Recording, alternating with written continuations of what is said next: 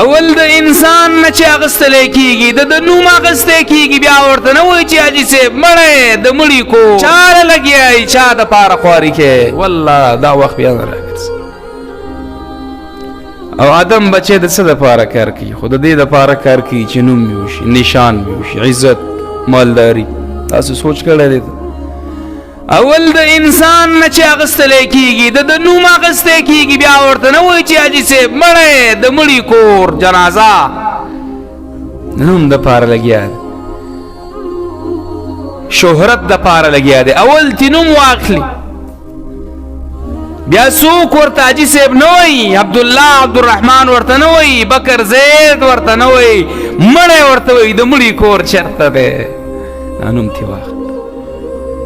مال یې ګټلی دی ټول عمر مسافري کړې ده مال ورسره چېرته ځي تاسو ته پته ده تاسو کوم مړی لیدلی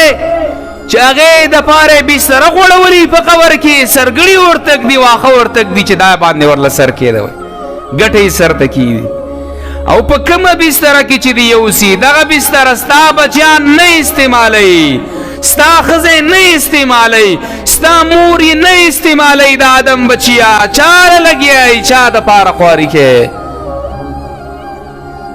بستره دې کور ته نه راوړي چې راوړي په ګودام کې واچوي یا چاته ورکي دا کپړې د تن چې تا په هغې باندې خواري کړې وه بل چاته ورکي خیراتي چې د سترګو نه مو واخواشي د دې دپاره لګیا وي مال دې ګټو د مال دې دغه حیثیت قبر ته هم در سره ښکته نه کوي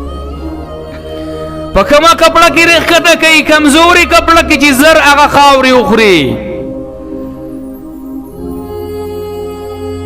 د دې دپاره لګیا بچی ستا دې قبر کې تا سره نه سملي ستا قبر تم نه درځي الا ماشاءالله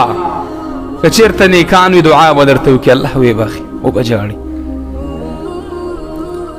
او که نیکان نه وي والله ارزو ارمان به دا وي چې ښه شوه چې دا مردار د دې ژوند نه ووته زموږ اوس به مال تقسیم کړو میراث به تقسیم ګاډي به تقسیم کړو بنګلې به تقسیم کړو عیش معاش وکړو نو که د حلالو دې ګټلي خو صحیح ده او که د حرامو دې ګټلي خواري پې تا وکړه مزې به دې بچي کوي او ګرزونه به ته خورې په دې قبر کې شاعر څه وایي سيبقى حسن صنعك حين تفنى سيبقى حسن صنعك حين تفنى ويدفن حسن وجهك في الرمال شاعر فرمائے دا آدم بچیا ستا نیک اعمال با پاتی کیگی دغه بتا تا فائدہ در کئی سيبقى حسن صنعك حين تفنى کله چې در باندې خاورې واچولی شي نیک اعمال به ستا فایده درکوي تا ته ویبقا حسن وجهک فی الرمال شاعر فرمایي ستا ښایست د مخه دا به خاورو سره خاوري شي